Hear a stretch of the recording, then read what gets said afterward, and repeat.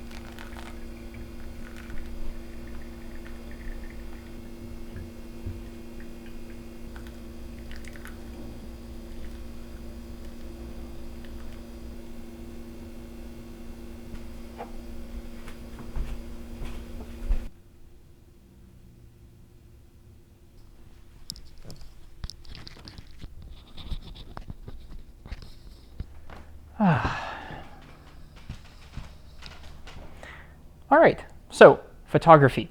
Hi, I'm Mike. It's nice to meet you. I'm a hobbyist photographer and I've been taking a lot of pictures for quite a while now. And so like many of you, if you're a photographer, I also spend a lot of time thinking about photography aside from just shooting. I spend time thinking about how to share photo work, how to shoot more, what I should be taking pictures of, all this kind of stuff. And so I have some thoughts that I'd like to share here on YouTube, and that's what this video is. Specifically, today I'd like to share some thoughts around sharing photo work online on social media or other places, as well as just letting photo work kind of breathe. And that's a very nebulous thought, and so before we get there, I'm going to start with some context around what I think about sharing photography and organizing photography, that sort of thing. Before we actually begin, I also want to just sort of share and wear some of my inspirations very plainly on my sleeve. There are some really good photography YouTube channels out there that have put a lot of hard work into making good photo videos. They're more thoughtful and more in-depth than just being about gear or technique. And so I wanted to call out some of those channels before we begin so that you guys can see where I'm coming from. So specifically, I've been quite inspired by Lukasz Palka of iExplore, from Pauly B and his Walkie Talkie series, from Jason Kummerfelt and Grainy Days, from Craig Roberts' E6 channel, and also from Samuel Lintaro Street Life. So I just wanted to give a big thank you to those photographers for putting in the hard work of making good stuff on YouTube and giving me lots to think about over the years. So before we can get to whatever letting photos breathe means, I'm going to spend a little bit of time giving context for sharing photography online and my thoughts around that, and so that's where we're going to begin here. Onwards.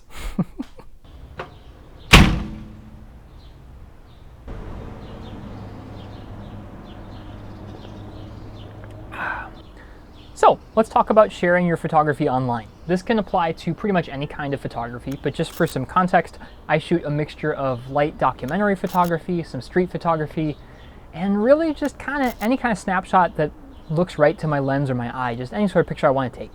The previously mentioned Samuel Street Life made a video a couple years ago about sharing work or sharing photography on Instagram that I thought was really good. In that video, he describes how photographs that are shot on Instagram, because of the way the platform is set up, are very temporary. You see them once and then you scroll past them and you never see them again, so it's not like part of a larger body of work in that way. They're also viewed in a poor format, whether it's just like in a story in like a little vertical wedge, or it's just in the giant feed of people's stuff. It's just never a really great platform for viewing photography and photographs.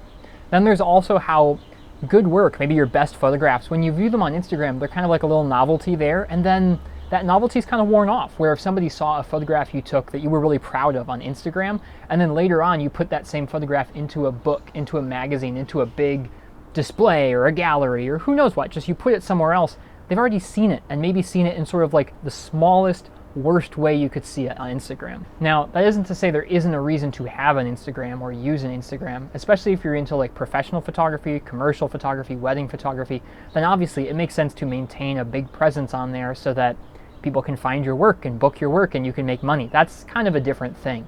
But for hobbyist photography, even then, there's some pluses to being on Instagram. Like, you can keep up with friends, they can keep up with your photography, you can kind of network and meet other local photographers that way, but just in general, it feels like not a great place to put too much emphasis or effort because of how shallow and momentary and novel the photos are on there, and then they just kind of get swept away and you never see them again.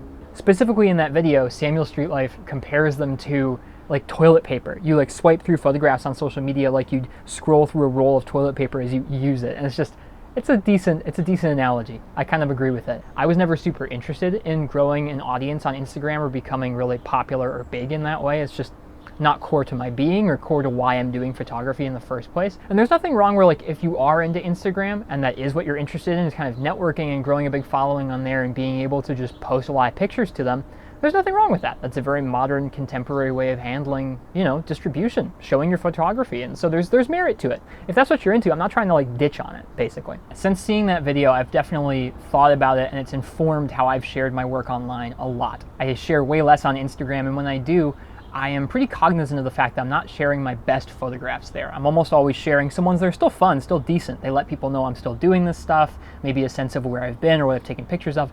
But I'm usually saving my very best photographs so that if they were better served in a project, better served in a photo book, better served in a magazine or a photo zine, then they still have the opportunity to be viewed for kind of the first time, or sort of the first time there.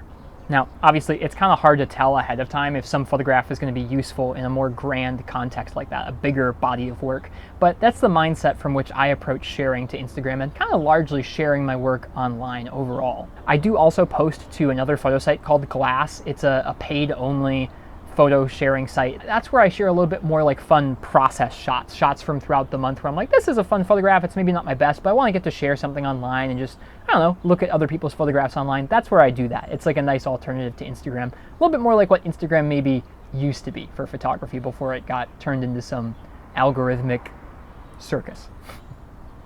Now, if I only shared my work like that, I only posted a little bit on Instagram and a few process shots elsewhere, I'd never really get to share my favorite images, but that's actually where a dedicated photo site came in for me personally. I had been posting things on Instagram and just, it felt like the photo work was too momentary and I didn't get a chance to view it kind of more overall. There was never a chance for me to organize photographs into larger batches or series or projects or anything like that. And so maybe about 2 years ago, I made my own photo site. And since then, that's been really transformative. It's a space that I totally own and control. I can choose how large the photographs are displayed. I can choose what order they're in. I can choose how to organize them. And it's never going to change on me or be placed underneath some weird algorithmic ad or anything like that. It's just all mine. It's a space just for my photography. And that's felt really great. I haven't put as much like really structured project work on there as I'd like so far. It's actually quite hard to organize photographs into a big project. Maybe I'll talk about that some other time. But for now, my favorite use of the site by far has been once a month to kind of look over all the photographs I've taken and then compile kind of a monthly favorites, a monthly archive of the photographs I've been taking. That's felt like really good to look back on and assemble each month. It's given me an opportunity to look for trends in my photography and how I'm shooting. It's given me a chance to be grateful for all the cool opportunities I got in the past month. It's given me an opportunity to like rediscover some of the photographs I took, gasp, 3 weeks ago. It's like when you're shooting just for Instagram or just for social media, it can be pretty easy to completely forget about photographs you took a few weeks back. And so it's fun to get to re-look through all that stuff a little more removed from when I first shot it. Give some more time there so that the photos get to, I don't know, sort of bubble up and develop in my brain in terms of this is what I want to emphasize. These are my favorite things to take pictures of, or these are the things that I've felt the best about photographing this past month. Just some extra time to reflect on that photo work I've been doing. It's been really nice. It's also a good opportunity to look out for ways that I could improve the photographs. If I spot, yeah, I took a lot of pictures from far away, maybe next month I want to take a lot more pictures that are closer up, or at least try to, that sort of thing. It's also nice to get to share that photo site with friends and family. They can load it up on their computer or their phone how they'd like to and scroll through all the images, and it's not in the same app as something like Instagram or Facebook or anything like that. It's just nice. Now, setting up a photo site like that doesn't have to be super complicated. You can use something totally, just build it ready out of the box like Squarespace or Ghost or something like that. There are really simple blogs that are supposed to be just really minimal and simple, and that's just as valid a space to post online. Sites like Pika or Bearblog, that sort of thing. There are static site generators that like you don't have to know a whole lot of code in order to roll a quick website up like that. It's a little more technical. I tried that out for a little while and it was just a little too technical for me. I couldn't get my photographs displaying how I wanted, and so eventually what I landed on for myself is a thing called blot.im. Blot uses Markdown, which is a way you can kind of easily write a format images and things without having to code a whole bunch. And it just builds out of a folder on my computer where I put images and text files into a folder, and then it syncs those up to the cloud from my Dropbox and just builds the site. It's awesome. That's been not too technical for me. It's been pretty easy to use, and it's also nice for me that I don't have to interact with like a website at all. There is like a dashboard that you can interact with for Blot, but the actual act of uploading things and writing things and putting photographs up there, you don't have to do any interaction with an online content management system or a weird bloated website interface or anything like that. I just put text files and images in a folder and they're up on the web. It's really nice. I've said nice quite a bit now, I can acknowledge. Sorry for that. The pricing on Blot isn't too expensive. The developer, it's a one-man team, but that developer, David, hi David, has been really kind and responsive to me when I run into issues, so I can hardly recommend Blot, but even outside of that, I can just recommend making a photo site for yourself and your work. For me, it's just been quite transformative in terms of how I look at my photographs, how I organize them, and just the amount of time I give myself before I really sit down and really spend time with that work, those photos. If I'm planning on putting things together for a monthly archive, I just generally will import them, maybe edit them a little bit, but I won't spend too much time focusing on them and deciding like, oh, these are the best ones, these are the bad ones, before it's actually time at the end of the month to sit down and look over everything I've shot and make some selections. So it gives a lot more time for things to just, well, breathe. And so now that you have a window into how I approach shooting and organizing and sharing my work, we can talk a little bit more about, well, letting photographs breathe. For the direct context for this, this is something that came up while I was organizing this past month's batch of photographs. These are photographs shot across June of 2025, and it's been nice weather here. I was testing some new cameras, and I ended up shooting over 2,000 or 2,200 images, which for me is quite a lot. That was also a month where I didn't actually travel anywhere, so all the photographs were from where I live, Providence, Rhode Island, so they were all from around here. So like I do most months, I sat down and I started whittling down those images. So that 2,000 pool, I was trying to whittle down to about 30 or 40 images. That's usually what I aim for. There are some months where I take fewer images and I just don't get that many, and so there's only like 10 or 15 I like. But 30 or 40 is kind of the sweet spot for me so far. But as I was doing that this time, I was sitting down, selecting the best out of those 2,000 images, the best street photographs, the best documentary photographs, whatever it was, it started to feel like I was kind of like choking out the work. Like I had so many images and I was having to cut so deep to choose the ones that were my favorites that it stopped being really representative of everything that I'd shot. It started to feel a little anemic and samey across all those shots. So for maybe the first time, I saw that I'd shot enough of enough different things that only allowing through the very best of my kind of like main interests in photography, like documentary and street, was actually not doing the work any favors. It was actually inhibiting the work. So just focusing on those things that were most on theme really ended up feeling like, well, let me show you.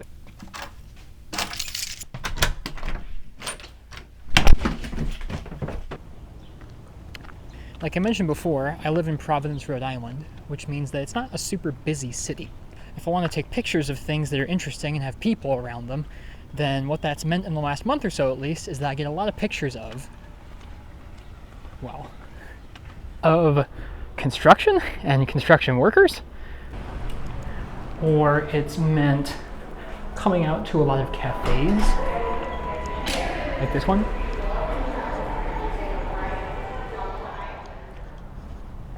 Or it's meant coming out to parks, specifically nice peaceful parks where people want to hang out a lot.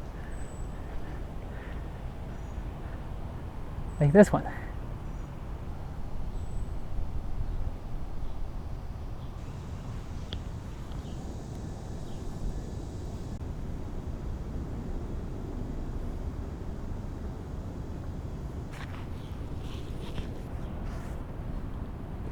Now, to be clear, places like these are pretty nice places to shoot. There's nice things happening around new interesting construction, or around pretty relaxing cafes, or around beautiful nature-filled parks like this. This is where a lot of what it feels like the best moments of humanity happen around where I live. And obviously for a bigger city or for a smaller town that might look a little different, but this is what I've got to work with right now. There's lots of other variety to be sought out, but that's what I was shooting this past month. But in addition to that, in my wandering around Providence, around this city, I also nabbed some nice pictures of lots of other stuff. Little details, bits of garbage in the street, interesting compositions, textures, light, kind of whatever. And those little details, they feel good too. So in sitting there and looking at that set of photographs, the 50 or so photographs that I whittled things down to where it felt like it was just the best of cafes and construction and parks like this, I realized like, yeah, this might be the stuff that's like what I'm focusing on, but I'm also not here to specifically be like a documentary or a street photographer. I'm here to just be a photographer and capture all sorts of things, from those textures to the interesting scenes of things happening. And so let's take, for example, this shot of a plant. Is it super interesting? No. Is it super culturally relevant? No.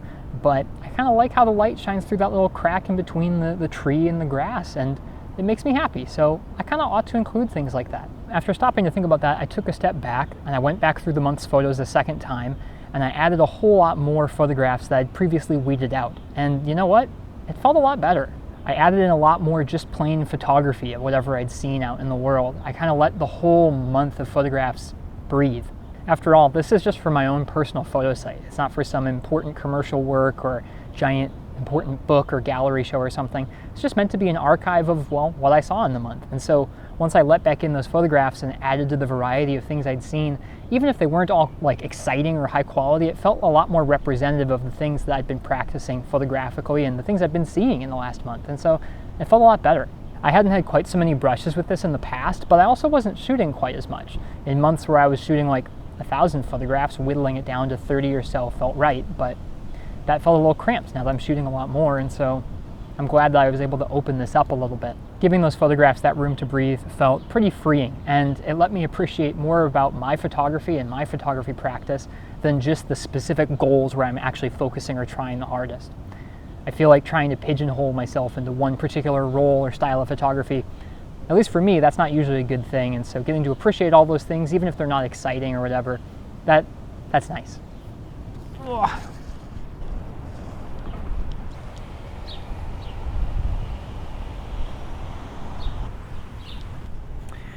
Well, yeah, I don't really have a huge takeaway for this video aside just it was fun to sit down and talk through some of the things I think about all the time photographically.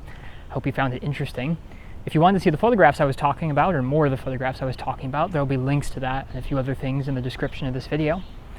I'm going to keep wandering around and taking pictures every month and keep thinking about photography. So if I have some more thoughts to share with y'all again in the future, well then I'll do that. Until then, hope you guys have an abundance of nuance in your life. Cheers. Bye-bye.